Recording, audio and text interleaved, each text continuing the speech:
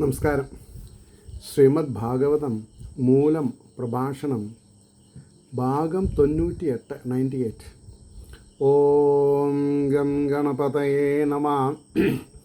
ഓം some സരസ്വതേ സ്വാഹ. ഓം ശ്രീ ഗുരുഭ്യോ നമഃ. ഓം ശ്രീ രംഗനാഥശർമ്മണേ നമഃ. നാരായണ നാരായണ നാരായണ നാരായണ നാരായണ നാരായണ നാരായണ നാരായണ നാരായണ നാരായണ നാരായണ. ഓം ശ്രീകൃഷ്ണാർപ്പണമസ്തു. ഓം ശ്രീകൃഷ്ണായ പരബ്രഹ്മണേ നമഃ. ഓം ശ്രീകൃഷ്ണായ പരമാത്മനേ നമഃ. ഹരേ രാമ രാമ രാമ ഹരേ ഹരേ, ഹരേ കൃഷ്ണ കൃഷ്ണ കൃഷ്ണ ഹരേ ഹരേ. ശ്രീമദ് ഭാഗവതം മൂലം പ്രഭാഷണം പ്രഥമസ്കന്ധം 9 അധ്യായം. പ്രഥമസ്കന്ധത്തിലെ 9 അധ്യായം, ശ്ലോകം 13. സംസ്ഥിതേ അധിരതേ പാണ്ഡോ വൃഥാ ബാലപ്രജാവധൂ യുഷ്മത്കൃതേ ബഹൂൻ ക്ലേശാൻ പ്രാപ്താ തോകവതീ മുഹു. സംസ്ഥിതേ അധിരഥേ പാണ്ഡോ വൃഥാ ബാലപ്രജാവധൂ യുഷ്മത്കൃതേ ബഹൂൻ ക്ലേശാൻ പ്രാപ്താ തോകവതീ മുഹു. ഇതിൻ്റെ വാക്കാർത്ഥം പറയുമ്പോൾ, അധിരഥനായ പാണ്ഡുപുത്രരുടെ പാണ്ഡവന്മാരുടെ അച്ഛൻ പാണ്ഡു, അധിരഥൻ മഹാകേമൻ പാണ്ഡു മരിച്ചപ്പോൾ ബാലന്മാരാകുന്ന പ്രജകളോട് കൂടിയവളും സ്ത്രീയുമായ കുന്തിദേവി. എന്താ അങ്ങനെ പറയാൻ കാരണം? യുവതി എന്നർത്ഥം. സ്ത്രീ എന്ന് പറഞ്ഞാൽ യുവതി. കുന്തിദേവി കുട്ടികളോട് കൂടിയവളായിട്ട് നിങ്ങൾക്ക് വേണ്ടി അടിക്കടി അനേകം കഷ്ടങ്ങളെ പ്രാപിച്ചവളാകുന്നു. ഇതാരാ പറഞ്ഞത്? ഭീഷ്മർ എന്നാണ് ഞാൻ മനസ്സിലാക്കണത്. നോക്കട്ടെ കേട്ടോ, എന്നെ അബദ്ധം വേണ്ട. ഇവിടെ ഭീഷ്മരെന്ന് പറഞ്ഞിട്ടില്ല, സൂതൻ പറഞ്ഞു തന്നെയാണ്. അതായത് കാര്യം പറയുമ്പോൾ നമുക്ക് മനസ്സിലായില്ലേ. ഇതിന് മുമ്പേ പറയണ്ടായി, ഇത് മുതൽ 11 ശ്ലോകം പാണ്ഡുകുമാരന്മാരോട് ഭീഷ്മർ ചെയ്ത സംഭാഷണം ഭീഷ്മർ പറഞ്ഞതാണ് കേട്ടോ. അപ്പോൾ ഇനി അതിൻ്റെ ഭാവാർത്ഥം പറയാം. യുദ്ധത്തിൽ മഹാവീരനും അധിരഥൻ എന്നു പ്രസിദ്ധനുമായ പാണ്ഡുമഹാരാജാവിൻ്റെ മരണത്തിനു ശേഷം ബാലന്മാരായ സന്താനങ്ങളോടുകൂടിയ അബലയായ കുന്തിദേവി എന്ന് പറഞ്ഞാൽ ഭർത്താവില്ലെങ്കിൽ അബലകളായി. ഇത് നമ്മൾ മനസ്സിലാക്കില്ല. പെൻഷനുണ്ടോ, ഗ്രാറ്റുവിറ്റി ഉണ്ടോ, പ്രോവിഡൻറ്റ് ഫണ്ട് ഉണ്ടോ, LIC ഉണ്ടോ എന്നുള്ളതല്ല. അപ്പോൾ അബലയായ കുന്തിദേവി നിങ്ങളുടെ സംരക്ഷയ്ക്ക് വേണ്ടി അടിക്കടി അനേകം കഷ്ടങ്ങളെ അനുഭവിച്ചിട്ടുണ്ട്. പാണ്ഡുവിൻ്റെ മരണം കൊണ്ട് തന്നെ കുന്തിക്ക് കഷ്ടം നേരിട്ടു. ഭർത്താവിനോടുകൂടെ ചിതാരോഹണം ചെയ്യാത്തത്, അതായത് മാദ്രി എന്നുള്ള ഭാര്യ സതീധർമ്മം ഉടന്തടി ചിതയിൽ ചാടി മരിച്ചു. അവരുടെ 2 കുട്ടികളെ കൂടി കുന്തിദേവിനെ ഏൽപ്പിച്ചിട്ട്. അപ്പോൾ ബാലന്മാരായി നിങ്ങളെ രക്ഷിപ്പാൻ വേണ്ടിയിട്ട് മാത്രമാണെന്ന് സൂചിപ്പിച്ചു. അല്ലെങ്കിൽ കുന്തിദേവി ഉടമ്പടി ചാടിയിട്ടുണ്ടായിരുന്നു. പാത്രദോഷവും നിങ്ങൾക്കുണ്ടായിട്ടില്ല എന്ന് സാരം. പാത്രദോഷം, നമ്മളൊക്കെ ഓരോ പാത്രങ്ങളാണ്, കഥാപാത്രങ്ങളാണ്. ദോഷം ഉണ്ടാവാണ്ട് ജീവിക്കണം, അത്രേ ഉള്ളൂ. ഇനി 14 ശ്ലോകം, സർവം കാലകൃതം മന്യേ. നമ്മൾ മനസ്സിലാക്കേണ്ട കാര്യം, സർവം കാലകൃതം മന്യേ ഭവതാം ച യദപ്രിയം യദപ്രിയം സ പാലോ എന്താ അത് നോക്കട്ടെ.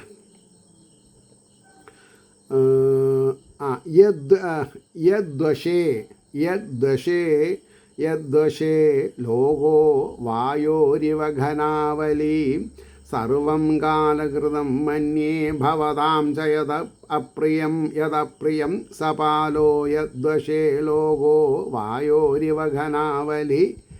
ഇവിടെ ആ ആദ്യത്തെ ഒരു പാദം എന്നല്ല പാദം, അതായത് ഇപ്പോൾ 2 വരിനെ നമ്മൾ 4 പദമാക്കിയിട്ടാണ് വായിക്കുക സാധാരണ നിലയ്ക്ക് അർത്ഥം അറിയുമ്പോൾ. സർവം കാലകൃതം മന്യേ ഭവതാം ച യദപ്രിയം സപാലോ യദ്വശേ ലോകോ വയോരിവഘനാവലി. അപ്പോൾ ആ ആദ്യ പാദം സർവം കാലകൃതം മന്യേ, ഞാനല്ല ചെയ്യണത്, കാലം എന്നെ കൊണ്ട് ചെയ്യിക്കണു. നിങ്ങളല്ല ചെയ്യണത്, നിങ്ങളെ ഓരോരുത്തരെയും കാലം ചെയ്യിപ്പിക്കണം.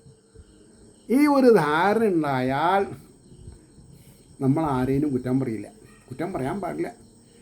എൻ്റെ പോരായ്മയ്ക്ക് കാരണം ഞാൻ തന്നെ, നിങ്ങളുടെ പോരായ്മയ്ക്ക് നിങ്ങൾ തന്നെ എന്ന് പറഞ്ഞാൽ വേറൊരാൾ കാലം സർവം കാലകൃതം മന്യേ എന്നുള്ള പഠിപ്പ് വലിയൊരു പഠിപ്പാണ്. അപ്പോൾ പറയാം, നിങ്ങൾക്കും അനിഷ്ടം എന്നത് യാതൊന്നോ അതെല്ലാം കാലത്താൽ ചെയ്യപ്പെട്ടതെന്ന് വിചാരിക്കുന്നു. ആരെയും കുറ്റം പറയാൻ പാടില്ല. പാലകന്മാരോടുകൂടിയ ലോകം മേഘസമൂഹം വായുവിൻ്റെ എന്ന പോലെ യാതൊരുത്തൻ്റെ അധീനത്തിലാണ്. യദ് വശേ, ആ യദ്വശേന്നല്ല, യദ് വശേന്നാണ്. അതെനിക്ക് അർത്ഥം, വാക്കിൻ്റെ അർത്ഥം പറയുമ്പോൾ എനിക്ക് മനസ്സിലാവും. ഞാനൊരു സംസ്കൃത പണ്ഡിതനല്ല കേട്ടോ, പക്ഷെ കാലം മനസ്സിലായിപ്പോൾ. അപ്പോൾ യദ്വശേന്ന് വായിക്കും, യദ് വശേ, ആരുടെ വശത്താണ് എന്നുള്ള അർത്ഥം വരാം. അപ്പോൾ പറഞ്ഞു, 2 ശ്ലോകം കൊണ്ട് ദുഃഖത്തെ സമാധാനിപ്പിക്കണം, സ്വയം സമാധാനിക്കാൻ സാധിക്കണം. കാരണമില്ലാതെ കാര്യമുണ്ടാകില്ല. ക്ലേശമാകുന്ന കാര്യം കാണപ്പെടുന്നതിനാൽ കാരണമെന്താണെന്ന് കാണിക്കുന്നു. നിങ്ങൾക്കുണ്ടായ ഇത്രയും അപ്രിയം കാലസ്വരൂപനായ ഈശ്വരൻ നൽകിയതാണെന്ന് ഞാൻ വിചാരിക്കുന്നു. അപ്പോൾ ഞാനൊരു വക്താവ് എന്നുള്ള നിലയ്ക്ക് എനിക്ക് താങ്ങാൻ സാധിക്കാത്ത സങ്കടം ഉണ്ടാകുമ്പോൾ ഞാൻ സ്വയം സമാധിക്കണം. കാലകൃതം, സർവം കാലകൃതം. എന്നാൽ മാത്രമേ നമുക്ക് രക്ഷപ്പെടാൻ പറ്റുള്ളൂ. അല്ല, വ്യക്തികൾ കാരണമാണ് എനിക്ക് പ്രശ്നം ഉണ്ടായതെന്ന് പറഞ്ഞാൽ ആജീവനാന്ത ശത്രുക്കളായിട്ട് മാറും. അത് പാടില്ല. പ്രമോഷയോ അപ്പോൾ കാലസ്വരൂപനായ ഈശ്വരൻ നൽകിയതാണെന്ന് ഞാൻ വിചാരിക്കുന്നു. ഇന്ദ്രാദി ലോകപാലകന്മാരോടുകൂടിയ 14 ലോകവും മേഘസമൂഹം വായുവിൻ്റെ അധീനത്തിലെന്ന പോലെ. മേഘങ്ങൾക്ക് സ്വതന്ത്രമായിട്ട് യാത്ര ചെയ്യാൻ പറ്റില്ല. കാറ്റ് ഏത് ദിശയിൽ എങ്ങനെ അടിക്കണോ അതിൽ ഒന്നല്ലെങ്കിൽ ചിതറി പോവാം, അല്ലെങ്കിൽ കാറ്റ് അവിടെ ഉദ്ദേശിക്കണോ അവിടെ മേഘങ്ങൾ എത്തിക്കും. മഴ പെയ്യിക്കണത് മേഘമാണെങ്കിലും അതിൻ്റെ ദിശ നിശ്ചയിക്കണതാരാ? കാറ്റാണ്. അപ്പോൾ ഇന്ദ്രാദി ലോകപാലകന്മാരോടുകൂടിയ 14 ലോകവും മേഘസമൂഹം വായുവിൻ്റെ അധീനത്തിലെന്ന പോലെ ആ കാലസ്വരൂപൻ്റെ അധീനത്തിലിരിക്കുന്നതാണ്. ഞാനും നിങ്ങളും എല്ലാവരും കാലസ്വരൂപൻ്റെ അധീനത്തിലാണ്. നമ്മുടെ അധീനത്തിലല്ല കാലം. ഞാൻ നോക്കിക്കോളാം എന്നൊരിക്കലും പറയരുത്. ഞാൻ നോക്കാട്ടോ. അതായത് ഞാനെല്ലാം ശരിയാക്കാമെന്ന് പറയരുത്. കാലസ്വരൂപനാണൊക്കെ ചെയ്യുക. അപ്പോൾ അഹം ബ്രഹ്മാസ്മി എന്നുള്ള നിലയ്ക്ക് വരുമ്പോൾ നമ്മളാണ്, അത് വേറെ കാര്യം. പക്ഷേ ഈശ്വരാനുഗ്രഹം ഉണ്ടെങ്കിൽ അതൊക്കെ പറയാനും പറ്റൂ. ഈശ്വരാനുഗ്രഹം ഉണ്ടെങ്കിൽ പറഞ്ഞ പോലെ നടക്കാൻ പറ്റുള്ളൂ. അപ്പം ഞാൻ നാളെ കാണാട്ടോ എന്ന് പറഞ്ഞാൽ ഈശ്വരൻ എന്നെ അനുകൂലിച്ചാലേ നാളെ എനിക്ക് പോകാൻ പറ്റുള്ളൂ. അപ്പം ഞാൻ കേമനാവരുത് ഒരിക്കലും. ഞാൻ സാധാരണക്കാരനായിരിക്കണം. കേമത്തരം ഈശ്വരന് കൊടുക്കുക, കാലസ്വരൂപന് കൊടുക്കുക. മനസ്സിലായില്ലേ? അപ്പോൾ ആ കാലസ്വരൂപൻ്റെ അധീനത്തിലിരിക്കുന്നതാണ്. നിങ്ങളെയും ക്ലേശം അനുഭവിപ്പിക്കുന്ന ഈശ്വരൻ്റെ അഭിപ്രായം എന്താണെന്ന് ജ്ഞാനികൾക്കും അറിവാൻ കഴിയില്ലെന്ന് സാരം. കാരണം ഇപ്പോൾ ചിലവർ പറയും, ഞാനായിരുന്നെങ്കിൽ അവനെ 2 പൊട്ടിച്ചേനെ, ഞാനായിരുന്നെങ്കിൽ അങ്ങനെ ചെയ്തേനെ, ഇങ്ങനെ ചെയ്തേനെ. Nothing doing. നിങ്ങളെയും ക്ലേശം അനുഭവിപ്പിക്കുന്ന ഈശ്വരൻ്റെ അഭിപ്രായം എന്താണെന്ന് ജ്ഞാനികൾക്കും അറിവാൻ കഴിയില്ല. പിന്നെ എന്തിനാ ഈ വിടുവായുത്തരം വിളമ്പണത്? വിടുവായുത്തരം വിളമ്പരുത്. ഞാൻ ജീവിച്ചിരിക്കുന്നുണ്ടെങ്കിൽ ഞാൻ അങ്ങനെ ചെയ്യും, ഒന്നുമില്ല. കാലസ്വരൂപിൻ്റെ ഹിതം. ശ്ലോകം 15. എത്ര ധർമ്മസുതോ രാജ ഗദാപാണിർവൃഗോദര കൃഷ്ണോ അസ്ത്രീ ഗാന്ധീവം ചാപം സുഹൃൽ കൃഷ്ണസ്തോ വിപത് യത്ര ധർമ്മസുതോ രാജാ ഗദാപാണിർവൃഗോദരാ കൃഷ്ണോ അസ്ത്രീ ഗാന്ധീവം ചാപം സുഹൃൽ കൃഷ്ണസ്തോ വിപത്. ഏതൊരു സംഘത്തിൽ രാജാവ് ധർമ്മപുത്രൻ, കയ്യിൽ ഗദ ധരിച്ചവൻ ഭീമസേനൻ. വൃഗോദരൻ എന്നാണ് വാക്ക്. അപ്പോൾ ഭീമസേനൻ എന്താ വൃഗോദരൻ എന്ന് പറഞ്ഞ അർത്ഥം? ചെന്നായുടെ ഉദരമുള്ളതെന്ന് അർത്ഥം. വൃഗോദരൻ ചെന്നായുടെ പിന്നെ വയറാണ്. എന്ത് കഴിച്ചാലും വിമുഷ്കും. അല്ലാണ്ടൊന്നല്ല. അസ്ത്രീ അവിടെ അസ്ത്രീ എന്ന് പറഞ്ഞാൽ സ്ത്രീ ഇല്ലാത്തവനല്ല, അസ്ത്രം ധരിച്ചവൻ. ആരെ? ഫൽഗുനൻ, മധ്യമ പാണ്ഡവനായിരിക്കുന്ന അർജുനൻ. അപ്പോൾ അസ്ത്രീ എന്ന് കണ്ടാൽ പുരുഷനാണോ? സ്ത്രീക്ക് വിപരീതമാണോ എന്ന് വിചാരിക്കരുത്. അതായത് വിചാരിക്കാനുള്ള കോപ്പുണ്ട് അവിടെ, അതുകൊണ്ട് പറഞ്ഞത് മാത്രം. ഗാന്ധീവം എന്ന് അപ്പോൾ അസ്ത്രം ധരിച്ചവൻ അർജുനൻ. കൃഷ്ണ ആ കൃഷ്ണ എന്ന് പറഞ്ഞിട്ട് രണ്ട് ഇതുണ്ട് അവിടെ അല്ലേ, വിസർഗം. അപ്പോൾ അവിടെ മറ്റേ കൃഷ്ണ, നമ്മുടെ പുല്ലാങ്കുഴൽ ഊതളം കൃഷ്ണനല്ല, ഇത് ഗാന്ധീവമുള്ള അർജുനൻ്റെ പേരാണ്. അർജുനൻ വില്ല് ഗാന്ധീവം എന്ന് പ്രസിദ്ധമായത് ബന്ധു. അവിടെ കൃഷ്ണ എന്നുള്ളതാണ് ശ്രീകൃഷ്ണൻ എന്നുണ്ടേനും. ഇത് ഈ സംസ്കൃതത്തിൻ്റെ പ്രശ്നം, അല്ലെങ്കിൽ നല്ല ഇതെന്താ വിചാരിച്ചാൽ അതിൻ്റെ മുമ്പിലും പിന്നിലും വരുന്ന വാക്കിനനുസരിച്ച് അർത്ഥം മാറും. ഇവിടെ ഒരു സ്ഥലത്ത് അർജുനൻ എന്നാണ്, വേറൊരു സ്ഥലത്ത് കൃഷ്ണൻ തന്നെയാണ്. അപ്പോൾ കൃഷ്ണ ആ സംഘത്തിലും ആപത്ത്, അതായത് ഈ ഇന്നലെയും പറയേണ്ടായി, ഈ സംസ്കൃത ശ്ലോകങ്ങൾക്ക് അർത്ഥം പറയുമ്പോൾ ക്രിയകളും നാമങ്ങളും, ക്രിയയ്ക്ക് പിന്നെ ഇമ്പോർട്ടൻ്റ് കൊടുത്തിട്ട് തുടങ്ങും, ചിലപ്പോൾ പിന്നെ നൗൺ നാമത്തിന് അങ്ങനെയാവും. ആ ഒരു വ്യത്യാസമുണ്ട്. അപ്പോൾ അത് ഭാവാർത്ഥം പറയുമ്പോൾ നമുക്ക് ശരിക്കും മനസ്സിലാവും. ആശ്ചര്യം, ഭീഷ്മർ പറയാം, ആശ്ചര്യം. യോജിപ്പാൻ കഴിയാത്തതിനെ യോജിപ്പിക്കുന്നവൻ തന്നെ കാലൻ അല്ലെങ്കിൽ ഈശ്വരൻ എന്ന് കാണിക്കുന്നു. ഇപ്പം നമ്മൾ പറയില്ലേ, ഒരു പുരുഷനും ഒരു സ്ത്രീയും പരിചയപ്പെട്ട് ഭർത്താവും ഭാര്യയും ഭർത്താവാണ്. അവരോട് പോയ ഉടനെ നമ്മളൊരു കമൻറ്റ് പറയും, അയാൾക്ക് പറ്റിയതായില്ല അല്ലെങ്കിൽ അവൾക്ക് പറ്റിയതായില്ല. നത്തിങ്ങളായിട്ട് അങ്ങനത്തെ ഒരു വിടുവായിത്തരം, നമ്മുടെ നെഗറ്റീവ് കമൻറ്റ് നമ്മുടെ അടുത്തുനിന്ന് വരാൻ പാടില്ല. കാരണം ഈശ്വരനാണ് നമ്മളൊക്കെ കൂട്ടിമുട്ടിക്കണത്, ഭാര്യ ഭർത്താവിലൊക്കെ കൂട്ടിമുട്ടിക്കണത്. അതിനാണ് ചക്കിക്കൊത്ത ചങ്കരൻ എന്നൊക്കെ പറയും. അപ്പോൾ പൂർവ്വജന്മാന്തര സുഹൃത ദുരിതങ്ങൾ പരസ്പരം കൊടുക്കാനും വാങ്ങാനും ബാക്കിയുള്ളത് കൊണ്ടാണ് ഈ ജന്മത്ത് നമ്മൾ ഭാര്യ ഭർത്താക്കന്മാരായിട്ട് വരുന്നത്. പ്രമോഷയോ പൂർവ്വജന്മത്തിൽ എന്തൊക്കെ ബാക്കി അനുഭവിക്കാറുണ്ട്. പ്രമോഷയോ അപ്പോൾ ഈ ജന്മം തന്നെ നമ്മൾ ചോദിച്ചു വാങ്ങിയിട്ടുള്ളതാണ്. ഈശ്വരൻ സാക്ഷി മാത്രമാണ്. അപ്പോൾ ഈശ്വരൻ എന്ന് കാണിക്കുന്നു. രാജാവായിരിക്കുന്നത് സാക്ഷാൽ ധർമ്മരാജാവിൻ്റെ അംശത്തിൽ നിന്നുണ്ടായ ധർമ്മപുത്രർ. ഗദയെടുത്ത് യുദ്ധം ചെയ്യാൻ ഭീമസേനൻ, അസ്ത്രം പ്രയോഗിക്കുന്നവൻ അർജുനൻ, ചാപമോ ഗാന്ധീവം, സഹായമോ ശ്രീകൃഷ്ണൻ. ഇങ്ങനെയൊക്കെ ആയിരുന്നിട്ടും ആ സംഘത്തിന് ആപത്ത് നേരിടുന്നുവെന്നത് കാലകൃതം എന്നല്ലാതെ മറ്റെന്തു പറയാം. ഈ ഒരു ശ്ലോകത്തിൻ്റെ അർത്ഥം വളരെ ശ്രദ്ധിച്ച് മനസ്സിലാക്കിയാൽ മതി. പാണ്ഡവന്മാർ യമധർമ്മരാജാവിൻ്റെ പ്രതിപുരുഷനാണ്, അല്ലെങ്കിൽ അവതാരമാണ് ധർമ്മപുത്രർ. പിന്നെ ഭീമസേനൻ വായുപുത്രനാണ്, ഇന്ദ്രപുത്രനാണ് അർജുനൻ. നകുല സഹദേവന്മാർ അശ്വിനി ദേവതകളുടെ മക്കളാണ്. അതുകൊണ്ടായി ഭഗവാൻ ശ്രീകൃഷ്ണൻ്റെ എന്താണെന്നാ പറയുക, എല്ലാ പിന്നെ സൗഭാഗ്യങ്ങളും അനുഗ്രഹാശിസ്സുകളുണ്ട്. എന്നിട്ടും അവർക്ക് ദുഃഖം ഉണ്ടായിട്ടുള്ളൂ. കാരണം എന്താ? കാലകൃതം, സർവം കാലകൃതം. അപ്പം എല്ലാവരുടെ സ്ഥിതി ഇതാണ്. എ ടു സെഡ് എല്ലാവരുടെയും സ്ഥിതി ഇതാണ്. ഇപ്പം ഞാനൊക്കെ ആലോചിക്കാറുള്ളത് കൊണ്ട് ഞാൻ ചിലപ്പോൾ പറയാൻ ചിലപ്പോൾ നമ്മൾക്ക് എന്തെങ്കിലും പറഞ്ഞൊരു സമാധാനം ഉണ്ടാവും. ഞാൻ 98 ഈ അതെ 99 ഞാനൊരു മാരുതി ഓമ്നി വാങ്ങി. 6 വർഷമൊട്ടെ ഞാനത് ഉപയോഗിച്ചു. മര്യാദ കാശും കിട്ടി. ഓമ്നി വാങ്ങി ഉപയോഗിച്ച് 1,00,000 രൂപയ്ക്ക് വിറ്റു ഞാൻ 6 കൊല്ലത്തിൻ്റെ ഉള്ളിൽ. എന്താ കാരണം? എൻ്റെ ഗുരുനാഥൻ ഫ്രണ്ട് സീറ്റിലിരുന്ന് യാത്ര ചെയ്ത വണ്ടിയാണെന്നുള്ളത് തെക്ക് ഭാഗത്തുള്ള ഒരു നായർ ഫാമിലി അംഗത്തിന് മനസ്സിലായി, അറിയാം. അദ്ദേഹം അത് മോഹവലിക്ക് വാങ്ങിയതാണ്. ഞാൻ 90 റുപ്യയ്ക്ക് കൊടുക്കാൻ സന്നദ്ധനായിരുന്നു. അങ്ങനെ ഞാനൊരു വാക്ക് പറയുകയും ചെയ്തു ഒരാളുടെ അടുത്ത്. കച്ചവടം മുറിഞ്ഞപ്പോൾ 10,000 റുപ്യ ഞങ്ങൾക്ക് കൊടുത്തു. കാരണം എന്താ വെച്ചിട്ടുണ്ടോ, ആശ്രയദോഷം എനിക്ക് വരാൻ പാടില്ല.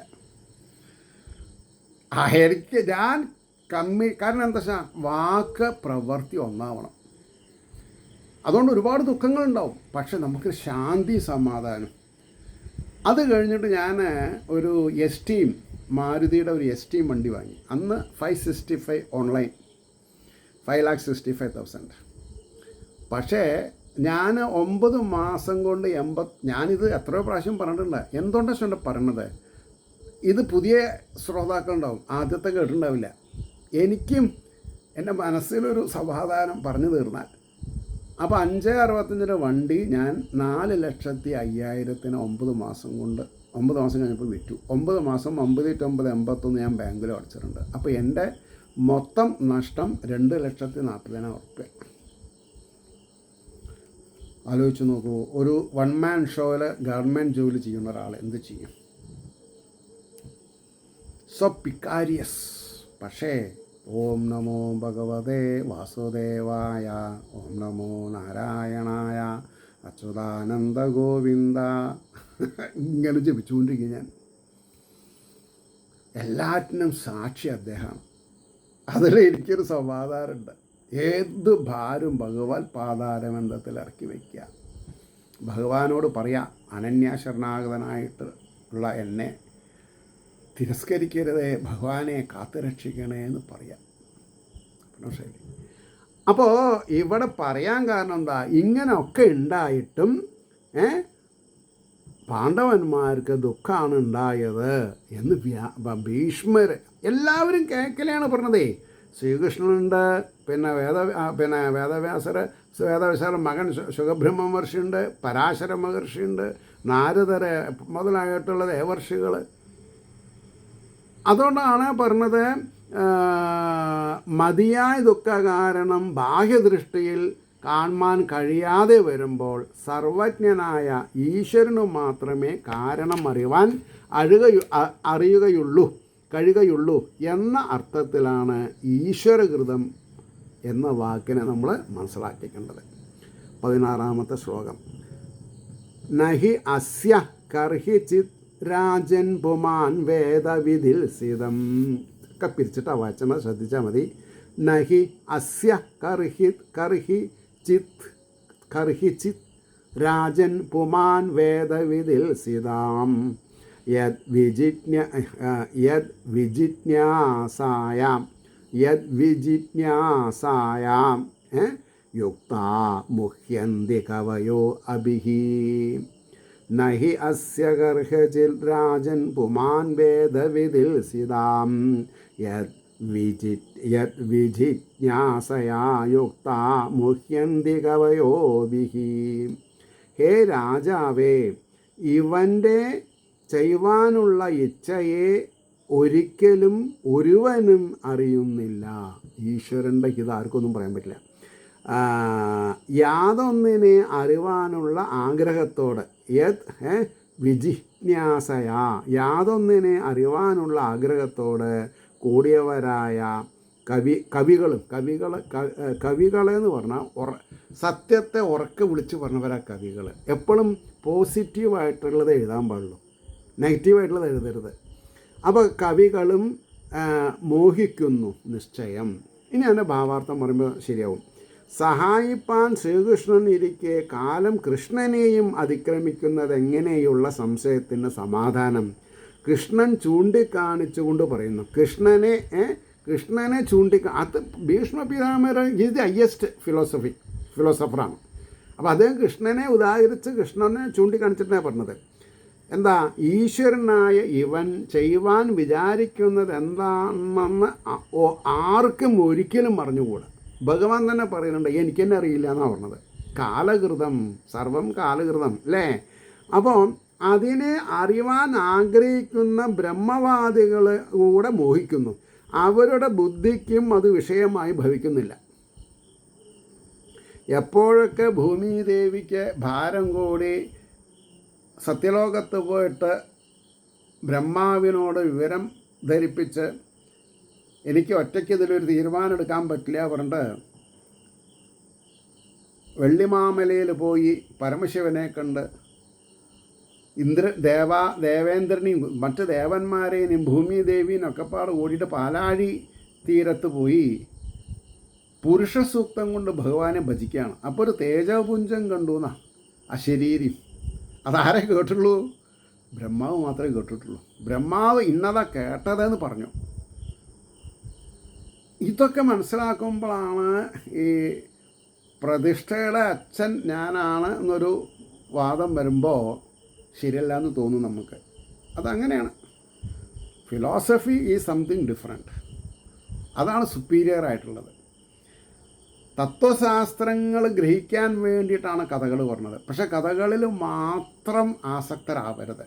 അത് ഏതുമാതിരി കഥകൾ, ഇപ്പോൾ ചിലവർ നീട്ടിവലിച്ച് കഥകൾ പറയും.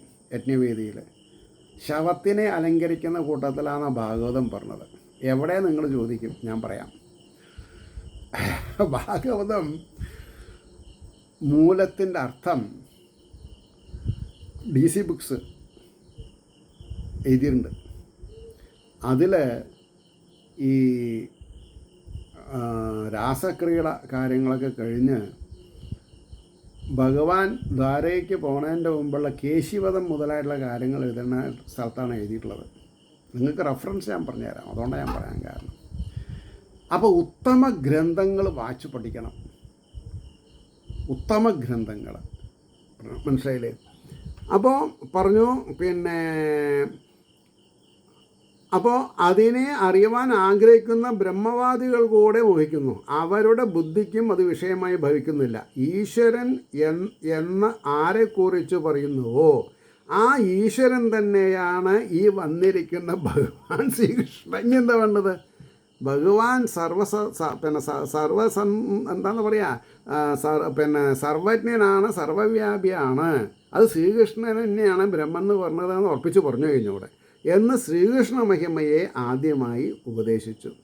ഇനി 17ാമത്തെ ശ്ലോകം പറഞ്ഞു. തസ്മാത് ഇദം ദൈവതന്ത്രം വ്യവസ്യാ ഭരതർഷഭാം തസ്യാനുവിഹിതോ അനാഥാ നാഥാ പാഹി പ്രജാപ്രഭോ. ഭഗവാനെ സ്തുതിക്കാണ്.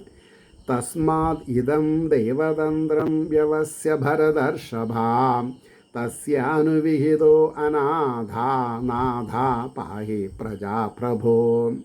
ഹേ ഭരതശ്രേഷ്ഠ, അതുകൊണ്ട് ഇത് ദൈവാധീനം എന്ന് നിശ്ചയിച്ചിട്ട്, ഏത് ഞാനും നിങ്ങളും ദുഃഖിക്കുന്നത് ദൈവത്തിന് അധീനമാണെന്ന് മനസ്സിലാക്കി നിശ്ചയിച്ചിട്ട് അവൻ്റെ, അതായത് ഈശ്വരൻ്റെ ഇഷ്ടമനുസരിച്ച് പ്രവർത്തിക്കുന്നവനായിട്ട്, ഹേ രക്ഷിതാവേ സമർത്ഥ, നാഥനില്ലാത്ത പ്രജകളെ പാലിച്ചാലും. ഭഗവാനോട് നേരിട്ടിട്ട് പറയാണ്, ഇവരെ നിങ്ങൾ അനുഗ്രഹിക്കണമെന്ന് പറയാണ്. പക്ഷേ അതിന് പിന്നെ ഭാവാർത്ഥം പറയാം. ഈശ്വര സങ്കല്പം ആർക്കും അറിവാൻ കഴിയാത്തതാകയാൽ ഒരുവന് ഇഹത്തിലുണ്ടാകുന്ന സുഖവും ദുഃഖവും ദൈവാധീനമാണെന്നുറച്ച് ഈശ്വരൻ്റെ ഇച്ഛയെ അനുവർത്തിക്കുന്നവനായിട്ട്, അല്ലയോ ഭരതശ്രേഷ്ഠ, അപ്പോൾ സംഭവിക്കുന്ന സുഖദുഃഖാദികളെ സഹിക്കുന്നവനായിട്ട്. എനിക്ക് പറ്റില്ല എന്ന് പറയരുത്. കാരണം നമ്മുടെ സ്വന്തം കർമ്മഫലത്തിൽ നിന്നാണ് സുഖദുഃഖങ്ങൾ വരണത്. എപ്പോഴത്തെ ചോദിക്കരുത്, അനാദികാലം മുതൽക്കുള്ളത് അനുഭവിച്ച് തീരുന്നതാണ്. അപ്പോൾ ഭഗവാൻ ആർക്കും ഫോറും അല്ല എഗൻസ്റ്റും അല്ല എന്ന് പറയാൻ കാരണം ഭഗവാൻ നിർവികാരനാണ്. പറഞ്ഞേ. അപ്പോൾ സർവേശ്വരൻ്റെ ഇച്ഛയെ അനുവർത്തിക്കുന്നവനായിട്ട്, അല്ലയോ ഭരതശ്രേഷ്ഠ, അപ്പോൾ സംഭവിക്കുന്ന സുഖദുഃഖാദികളെ സഹിക്കുന്നവനായിട്ട്, ഹേ രാജാവേ, ഹേ പ്രഭു, അഗതികളായ പ്രജകളെ പരിപാലിക്കുക. സൽക്കുലത്തിൽ ജനിച്ചവൻ ഈശ്വരാജ്ഞിയെ തെറ്റാതെ അനുസരിക്കും. അതാണ് സൽകുലത്തിൽ ജനിച്ചവൻ ഈശ്വരാജ്ഞയെ തെറ്റാതെ അനുസരിക്കും. അപ്പോൾ ബുദ്ധിപരമായിട്ട് ഞാൻ ഒരു കാര്യം പറയുമ്പോൾ നിങ്ങൾ റിയാക്ട് ചെയ്തോളൂ, എനിക്ക് പ്രശ്നമില്ല. ഓവർ റിയാക്ട് ചെയ്യരുത്. ഒരു പ്രശ്നമുണ്ട് എന്ന് വിചാരിച്ച് നമ്മൾ ഗണികൻ്റെ അടുത്ത് പോയി പരിഹാരം ചോദിക്കണത് ഈ ഒരു സ്റ്റേറ്റ്മെൻറ്റിന് എതിരാണ്. പരിഹാരമില്ല, സത്യം പരിഹാരമില്ല. ഏത് ശാസ്ത്രം എടുത്താലും ഭാഗവത ശാസ്ത്രമാണ് മുന്തിയിട്ടുള്ളത്. അത് ബ്രഹ്മാവന്നെ പറയണോ. ഇതര ഗ്രന്ഥങ്ങളും വെച്ച് ഭാഗവതം നോക്കുമ്പോൾ ഭാഗവതത്തിനാണ് മുൻതൂക്കം. അപ്പോൾ ഒരു വ്യക്തി ഓം നമോ ഭഗവതേ വാസുദേവായ എന്ന് പറഞ്ഞു കഴിഞ്ഞാൽ ഈശ്വരനെ സ്വീകരിക്കണമെന്നുള്ളതിൻ്റെ ലൈസൻസാണത്. അപ്പോൾ ഈശ്വരൻ്റെ ചിന്തകളെ മാറ്റിമറയ്ക്കാൻ ഒരു പരിഹാരത്തിന് സാധിക്കില്ല. ഇത് നിങ്ങൾക്ക് ഫ്രീ ആയിട്ട് ഞാൻ വിത്ത് സിൻസിയർ അപ്രോച്ച് നിങ്ങളെ പറഞ്ഞ് മനസ്സിലാക്കാം. ഇനി നിങ്ങൾക്ക് എന്ത് വേണമെങ്കിൽ ചെയ്യാം. എന്ത് ചെയ്താലും നിങ്ങൾ ചെയ്യണതിൻ്റെ ഫലം നിങ്ങൾക്ക് തന്നെ. ഓം നമോ ഭഗവതേ വാസുദേവായ അതിൽ വിശ്വസിച്ച് അന്നന്ന് വരുന്ന സുഖദുഃഖങ്ങളെ ഈശ്വരാജ്ഞയെ ഈശ്വരൻ്റെ വരപ്രസാദമായിട്ട് സ്വീകരിച്ചാൽ നമുക്ക് രക്ഷയുണ്ട്. ഇല്ലെങ്കിലോ ഒരു കാര്യം നടക്കില്ല. ഇപ്പോൾ ഇന്ന് ടി വിയിൽ മൊബൈലിൽ യൂട്യൂബിൽ ഒരു പരസ്യമല്ല, ഒരാൾ പെരിന്തൽമണ്ണയിലുള്ള ഒരു കണ്ണ് ഡോക്ടറുടെ പേരൊന്നും ഞാൻ പറയില്ല. അവിടെ പോയാൽ ഈ തിമിരം ഓപ്പറേഷൻ ചെയ്തവന് കണ്ണട വേണ്ട, ഈ വയ്ക്കുന്ന ലെൻസിൽ തന്നെ അതുണ്ട്, കണ്ണട ഒഴിവാക്കാമെന്നാണ്. അപ്പോൾ അതിൽ ഞാൻ എല്ലാവരുടെയും റിയാക്ഷൻ ഒന്ന് വായിച്ചു നോക്കും, ഒരു ഇൻട്രസ്റ്റ്. അപ്പോൾ അതിലൊരാൾ ചൂണ്ടിക്കാണിച്ചിട്ടാണ്, നിങ്ങളെ കൺസൾട്ട് ചെയ്യുന്ന ഡോക്ടർക്ക് കണ്ണട ഉണ്ടല്ലോ, അപ്പോൾ എന്തുകൊണ്ടാണ് അദ്ദേഹം അത് ചെയ്യാത്തത്? അപ്പോൾ ഇന്ന് എന്തും ഏതും ബിസിനസ്സാണ്. ഭാഗവതം ബിസിനസ്സാണ്. അത് ചെയ്യരുതെന്ന് ഭാഗവതം പറയുന്നുണ്ട്. എന്നെ ക്രയവിക്രയം ചെയ്യരുതെന്ന് ഭാഗവതം പറയുന്നു. പക്ഷെ അത് ആരും മനസ്സിലാക്കണില്ല. അപ്പോൾ ഇവിടെ എന്തായി? ഇപ്പോൾ സൽക്കുലത്തിൽ ജനിച്ചവൻ ഈശ്വരാജ്ഞയെ തെറ്റാതെ അനുസരിക്കും. ഈശ്വരൻ്റെ വരപ്രസാദമായിട്ട് കർമ്മം കുറുകണം. കർമ്മം കുറുക എന്ന് പറഞ്ഞാൽ കർമ്മം നിൽക്കണം. ഹൃദയഗ്രന്ഥി മാറണം. ഹൃദയഗ്രന്ഥിനെ ഭേദിക്കണം. എങ്ങനെ? അറിവാകുന്ന വാളുകൊണ്ട് അതിനെ ഛേദിക്കണം എന്നാ.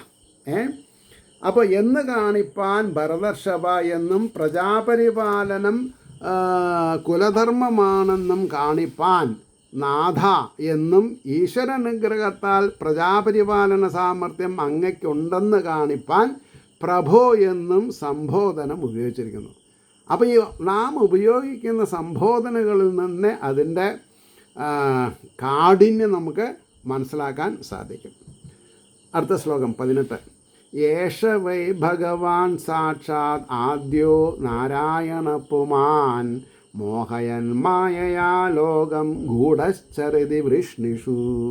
ഗൂഢശ്ചരതി, ഗുഡാകേശൻ ഒരു അർത്ഥമുണ്ട്. കൂടസ്ഥൻ, അന്തര്യാമി, ഈ ബ്രഹ്മത്തിൻ്റെ പര്യായങ്ങൾ അതൊക്കെ. യേശ വൈ ഭഗവാൻ സാക്ഷാത് ആദ്യോ നാരായണ പുമാൻ മോഹയൻ മായയാ ലോകം ഗൂഢശ്ചരതി വിഷ്ണിഷു.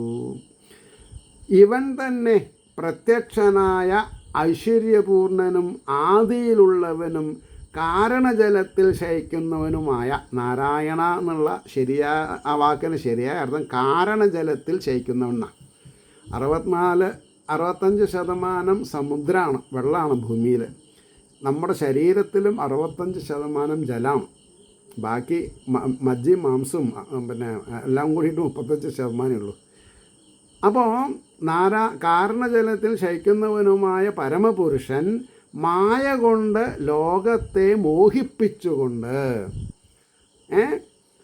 സ്വരൂപത്തെ മറച്ചവനായിട്ട് വൃഷ്ണികളിൽ സഞ്ചരിക്കുന്നു. കൃഷ്ണൻ എന്നുള്ള പേരിൽ അവർക്കും അറിയില്ല ഇദ്ദേഹം ഭഗവാനാണെന്നുള്ളത്. അതാണ് പ്രശ്നം.